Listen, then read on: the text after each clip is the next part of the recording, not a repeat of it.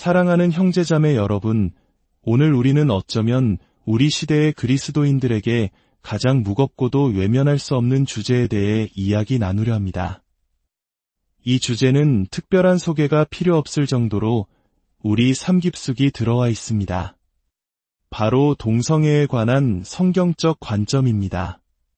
본격적인 이야기에 앞서 잠시 여러분의 도움이 필요합니다. 만약 이 채널의 말씀과 묵상이 여러분의 신앙 여정에 작은 등불이 되어주고 있다면 구독과 좋아요를 통해 이 빛을 함께 나누어 주시길 부탁드립니다. 여러분의 작은 참여가 어둠 속에서 길을 찾는 또 다른 영혼에게 하나님의 말씀을 전하는 귀한 도구가 될 수 있습니다. 이 영상을 시청하시는 모든 분들의 삶과 가정 위에 주님의 은혜와 평강이 가득하기를 먼저 기도합니다. 오늘 이야기를 듣는 분들은 참으로 다양할 것입니다. 이 자리에 혹은 화면 너머에 계신 분들 중에는 이미 전통적인 기독교 윤리에 대해 깊이 경멸하는 세상의 엘리트들도 있을 것이고, 동성애적 끌림으로 인해 홀로 고통받으며 수치심과 싸우고 있는 형제자매도 있을 것입니다. 어쩌면 교회로부터 받은 상처로 인해 마음의 문을 닫은 분도 계실 테고, 세상의 인정과 타협 사이에서 믿음이 흔들리는 그리스도인도 있을 것입니다. 또한 성경이 원치 않는 삶을 살아가고 있는 이들에게는 단호하고 진실된 음성이 필요할 것이며, 반대로 이 문제에 대해 지나치게 공격적이거나 특정인들을 향한 미움을 품고 있는 이들에게는 명확한 교정과 권면이 필요할 것입니다. 이 모든 분들에게 단 한 번의 이야기로 각자에게 꼭 맞는 메시지를 전달하는 것은 불가능에 가까울지 모릅니다. 디지털 시대인 오늘날 우리의 말 한마디는 우리가 의도하지 않은 수많은 이들에게 전달됩니다. 그래서 저는 오늘 이 시간 제가 누구를 향해 이야기하고 싶은지를 분명히 하고자 합니다. 저는 이 메시지를 듣는 분들을 크게 세 부류로 나누어 봅니다. 바로 확신하는 이들, 논쟁적인 이들, 그리고 혼란스러워하는 이들입니다. 확신하는 이들은 아마 이 자리에 계신 많은 분들일 것입니다. 성경이 무엇을 가르치는지 안다고 생각하고 전통적인 관점에 대한 확신을 가지고 계십니다. 그리고 그 믿음을 더욱 굳건히 하고 이 주제를 더 깊이 이해하기 위해 오셨을 겁니다. 참으로 귀한 마음입니다. 논쟁적인 이들도 있을 것입니다. 아마 이 자리에서 나누어질 이야기에 동의하지 않을 것이라고 이미 마음먹고 계실지도 모릅니다. 어떤 분들은 저를 편협한 보수주의자 중 한 명으로 생각할 수도 있겠습니다. 하지만 오늘 제가 특별히 마음을 쏟아 이야기하고 싶은 대상은 바로 혼란스러워하는 이들입니다. 최근에 들려오는 새로운 주장들이 꽤 그럴듯하게 들려서 마음이 흔들리는 분들, 혹은 주변의 친구들, 소셜미디어의 수많은 글들을 보며 왜 그렇게 많은 사람들이 이 문제에 대해 마음을 바꾸고 있는지, 무엇이 잘못된 것인지 정확히 꼬집어 말하기는 어렵지만 마음 한편이 불편한 분들 말입니다. 어쩌면 역사의 잘못된 편에 서게 될까 두려워하는 분들, 전통적인 견해를 고수하는 것이 마치 사회 정의를 외면하는 것처럼 느껴져 죄책감을 느끼는 분들일 수도 있습니다. 동성애자로 정체화한 이들과의 개인적인 관계 때문에 혹은 자기 자신의 내적 갈등과 상처 때문에 또는 그저 시대에 뒤떨어진 사람으로 보일까 두려워서 예수님도 믿고 성경도 믿으면서 동성애가 죄가 아니라고 믿을 수 있는 길을 간절히 찾고 있는 분들일 것입니다. 저는 바로 그런 분들을 위해 이야기하고자 합니다. 오늘 이야기의 전체적인 윤곽은 이렇습니다. 먼저 성경 본문들을 직접 읽으며 전통적인 관점이 무엇인지 간략하게 제시할 것입니다. 그리고 이 관점에 대한 주요 반론들을 3-4가지 범주로 나누어 하나씩 살펴볼 것입니다. 마지막으로 이 논쟁에 무엇이 걸려 있는지를 짚어보며 마무리하려 합니다. 자, 이제 성경을 펴주시기 바랍니다. 비록 익숙한 구절일지라도 하나님의 말씀을 다시 한번 우리 마음에 새기는 것은 언제나 유익하기 때문입니다. 우리는 역사의 시작, 창세기 1장부터 시작하겠습니다. 하나님이 이르시되 우리의 형상을 따라 우리의 모양대로 우리가 사람을 만들고 그들로 바다의 물고기와 하늘의 새와 가축과 온 땅과 땅에 기는 모든 것을 다스리게 하자 하시고 하나님이 자기 형상 곧 하나님의 형상대로 사람을 창조하시되 남자와 여자를 창조하시고 하나님이 그들에게 복을 주시며 하나님이 그들에게 이르시되 생육하고 번성하여 땅에 충만하라 땅을 정복하라 바다의 물고기와 하늘의 새와 땅에 움직이는 모든 생물을 다스리라 하시니라. 창세기 2장 18절입니다. 여호와 하나님이 이르시되 사람이 혼자 사는 것이 좋지 아니하니 내가 그를 위하여 돕는 배필을 지으리라 하시니라. 땅의 각종 들짐승과 공중의 각종 새를 지으시고 아담이 무엇이라고 부르나 보시려고 그것들을 그에게로 이끌어 가시니 아담이 각 생물을 부르는 것이 곧 그 이름이 되었더라. 아담이 모든 가축과 공중의 새와들의 모든 짐승에게 이름을 주니라. 아담이 돕는 배필이 없으므로 여호와 하나님이 아담을 깊이 잠들게 하시니 잠들매 그가 그 갈빗대 하나를 취하고 살로 대신 채우시고 여호와 하나님이 아담에게서 취하신 그 갈빗대로 여자를 만드시고 그를 아담에게로 이끌어 오시니 아담이 이르되 이는 내 뼈 중에 뼈여 살 중에 살이라 이것을 남자에게서 취하였은즉 여자라 부르리라 하니라. 이러므로 남자가 부모를 떠나 그의 아내와 합하여 둘이 한 몸을 이룰지로다. 아담과 그의 아내 두 사람이 벌거벗었으나 부끄러워하지 아니하니라. 소돔과 고모라의 이야기를 다룬 창세기 19장은 유다서 1장 6절과 7절의 요약으로 대신하겠습니다. 또 자기 지위를 지키지 아니하고 자기 처소를 떠난 천사들을 큰 날의 심판까지 영원한 결박으로 흑암에 가두셨으며 소돔과 고모라와 그 이웃 도시들도 그들과 같은 행동으로 음란하며 다른 육체를 따라 가다가 영원한 불의 형벌을 받음으로 거울이 되었느니라. 물론 일부 보수적인 학자들조차 소돔과 고모라의 죄가 동성애 문제와는 무관하다고 주장합니다. 그들의 죄는 합의된 관계가 아닌 집단 성폭행이었기 때문이라는 것입니다. 타당한 지적입니다. 하지만 소돔의 여러 죄악 가운데 특히 손님을 환대하지 않은 죄와 더불어 이러한 성적인 도착이 중요한 죄 중 하나였다고 볼 충분한 이유가 있습니다. 유다서가 그들이 다른 육체를 좇았다고 말하는 이유가 바로 이것입니다. 이제 구약 레위기 18방으로 가보겠습니다.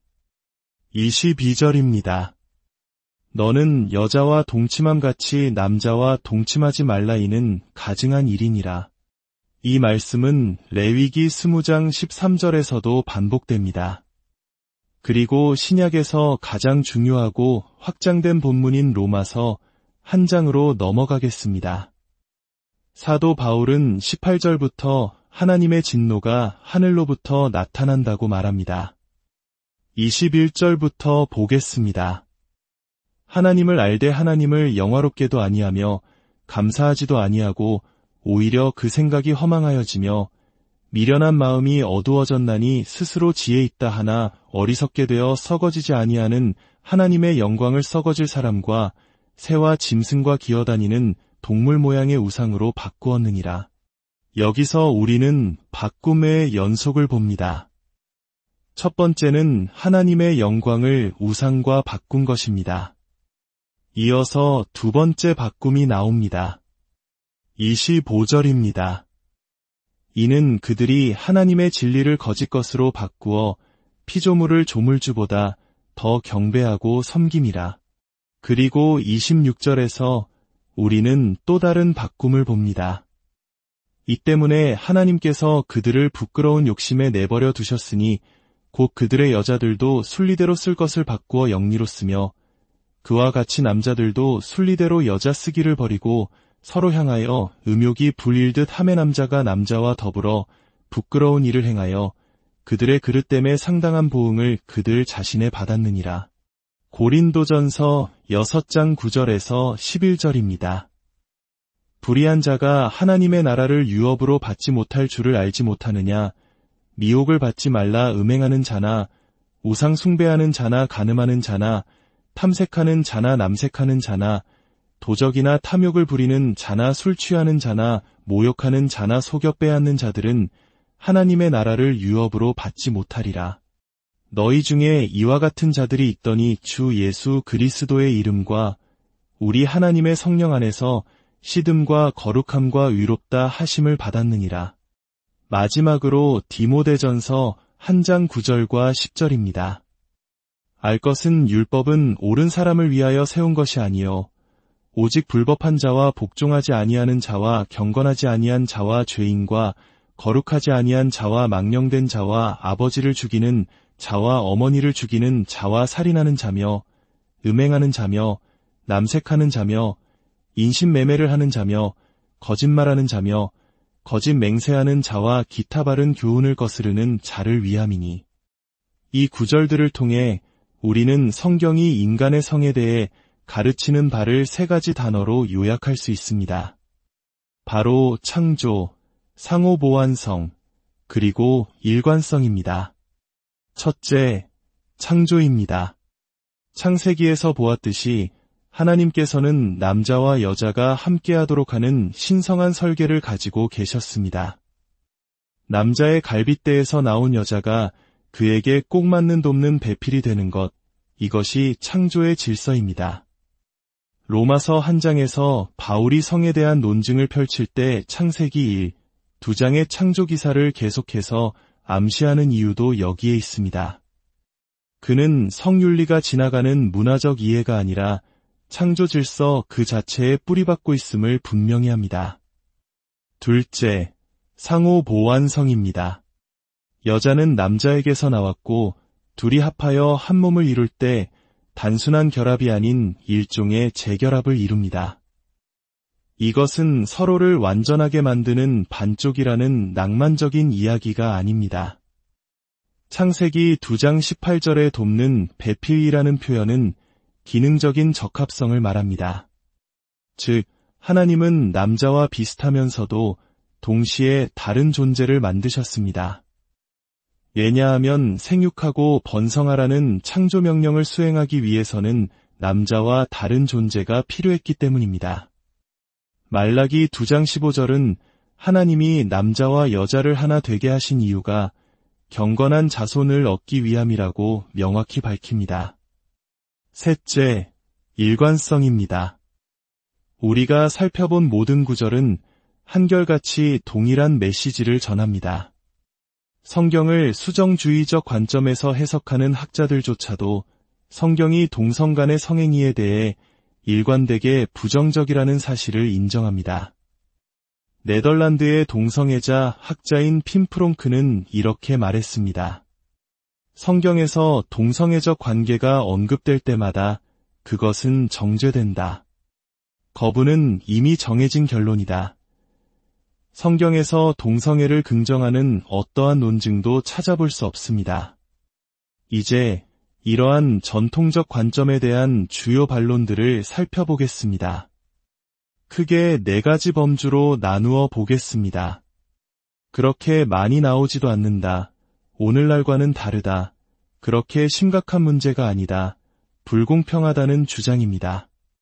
첫 번째, 성경은 이 문제에 대해 거의 침묵하지 않는가? 라는 반론입니다. 고작 6개의 구절을 가지고 너무 큰 주장을 하는 것이 아니냐는 것입니다. 게다가 예수님은 동성애에 대해 한마디도 하지 않으셨다고 말합니다. 이에 대한 답변은 이렇습니다. 성경이 동성애에 대해 비교적 적게 언급하는 이유는 고대 유대인들과 초기 기독교인들 사이에서 그것이 거의 논란의 여지가 없는 죄였기 때문입니다. 반면에 성경은 우상숭배, 종교적 위선, 경제적 불의에 대해서는 훨씬 더 많이 이야기합니다. 왜냐하면 그것들은 당시 하나님의 백성들 사이에서 매우 흔한 죄였기 때문입니다. 성경이 수간이나 근친상간에 대해 동성애보다 훨씬 더 적게 이야기한다고 해서 그 죄의 심각성이 줄어드는 것은 아닙니다. 구절의 숫자로 죄의 경중을 따지는 것은 올바른 성경 해석 방법이 아닙니다. 또한 예수님이 침묵하셨다는 주장도 정확하지 않습니다. 예수님은 마태복음 19장에서 창세기의 창조 기사를 직접 인용하시며 남자와 여자의 한몸됨으로서의 결혼을 명확히 재확인하셨습니다. 그리고 마가복음 7장에서는 모든 종류의 성적 죄악을 포함하는 포괄적인 단어인 포르네이아, 즉 음행을 정죄하셨습니다. 당시 유대인 청중들에게 동성애적 행위는 당연히 음행의 한 종류로 이해되었습니다. 더욱 중요한 것은 성경의 붉은 글씨가 검은 글씨보다 더 권위가 있다고 여기는 것은 예수님 자신의 가르침과도 배치됩니다. 예수님은 성경은 폐할 수 없다고 하셨고 성령이 사도들을 통해 자신에 관한 모든 것을 가르칠 것이라고 약속하셨습니다. 두 번째 반론은 성경이 비판하는 동성애는 오늘날의 사랑에 기반한 헌신적인 관계와는 다르지 않은가? 라는 주장입니다. 성경시대에는 착취적이거나 나이든 남성과 어린 소년의 관계 같은 나쁜 동성애만 있었을 뿐이라는 것입니다. 이 주장에는 여러 가지 문제가 있습니다. 첫째, 이것은 침묵의 논증입니다. 성경 저자들이 특정 종류의 동성애만을 염두에 두었다는 암시는 어디에도 없습니다. 둘째, 이미 언급했듯이 성경의 성윤리는 창조 질서에 뿌리를 두고 있습니다. 셋째, 로마서 한 장은 열정에 불타오르는 것을 묘사하는데 이는 상호 간의 욕망과 끌림을 전제하는 것이지 일방적인 착취 관계를 묘사하는 언어가 아닙니다. 넷째, 로마서 한 장은 레즈비언 관계도 언급합니다. 고대 세계에서 여성 간의 착취적인 관계는 거의 알려진 바가 없으므로 바울이 단지 착취 관계만을 염두에 두었다면 이 언급은 매우 이상합니다. 다섯째, 로마서 한 장의 바꾸다라는 언어는 하나님이 설계하신 본래의 용도나 기능을 거스르는 행위를 지적하는 것입니다. 여섯째, 본성을 거스르는 이라는 표현은 당시 스토아 철학자들을 포함한 많은 이들이 동성 간의 성행위를 비판할 때 흔히 사용하던 논리였습니다. 마지막 일곱 번째로 고대 세계의 오늘날과 같은 헌신적인 동성 관계가 전혀 없었다는 주장은 역사적으로 정확하지 않습니다. 저명한 고전학자인 N.T. 라이트는 이렇게 말합니다. 플라톤의 향연이나 초기 로마 제국의 동성애 풍습에 대한 기록을 읽어보면 그들은 우리만큼이나 동성애에 대해 잘 알고 있었습니다. 오늘날 사람들이 말하는 장기적이고 안정적인 동성관계는 현대의 발명품이 아닙니다. 그것은 이미 플라톤 시대에 존재했습니다. 동성애자이자 키어 연구의 선구자인 루이스 크롬프턴조차도 그의 저서에서 바울이나 이 시기의 어떤 유대인 저자도 어떤 상황에서든 동성관계를 조금이라도 용납했다는 암시를 찾을 수 없다고 인정했습니다. 세 번째 반론은 그렇게 심각한 문제가 아니다. 우리 모두는 죄인이고 다른 문제에 대해서는 왜 관대하면서 유독 이 문제에만 엄격한가? 서로 의견이 다를 수도 있지 않은가? 라는 주장입니다. 하지만 성경은 성적 부도덕의 죄를 결코 가볍게 다루지 않습니다. 신약 성경에 나오는 최소 8개의 악덕 목록 모두에 성적 부도덕이 포함되어 있으며 대부분 가장 먼저 언급됩니다. 성적 죄악은 결코 아디아포라, 즉 신앙의 본질과 관계없는 부차적인 문제가 아닙니다. 우리가 만약 인종차별이나 인신매매와 같은 죄에 대해 서로 의견이 다를 수 있다고 말하지 않는 것처럼 성경이 명백하게 죄라고 규정하는 성적 부도덕에 대해서도 동일한 심각성을 가져야 합니다.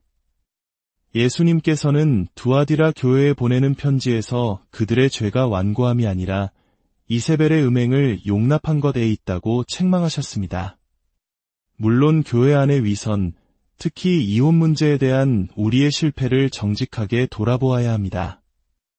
하지만 한 영역에서의 해이함이 다른 영역에서의 해이함을 정당화할 수는 없습니다. 두 개의 그릇된 성경 해석이 하나의 옳은 권리를 만들어내지 못합니다. 예수님의 메시지는 명확했습니다. 회개하고 복음을 믿으라. 교회는 상처 입은 자들을 위한 곳입니다. 맞습니다. 그러나 교회는 자신의 상처와 죄악을 미워하고 그것으로부터 돌이켜 그리스도께 믿음을 둠으로써 구원과 변화를 간절히 원하는 상처 입은 자들을 위한 곳입니다. 네 번째, 그리고 가장 마음 아픈 반론은 이것은 불공평하지 않은가? 라는 것입니다. 아무도 이렇게 태어나길 선택하지 않았는데 어떻게 평생을 외롭고 사랑받지 못하는 삶으로 내몰 수 있느냐는 것입니다. 이것이 얼마나 깊은 고통과 외로움을 동반하는 질문인지 잘 알고 있습니다. 그리고 교회는 이 사실을 분명히 인식해야 합니다. 대부분의 경우 동성애적 끌림은 의식적으로 선택되는 것이 아닙니다.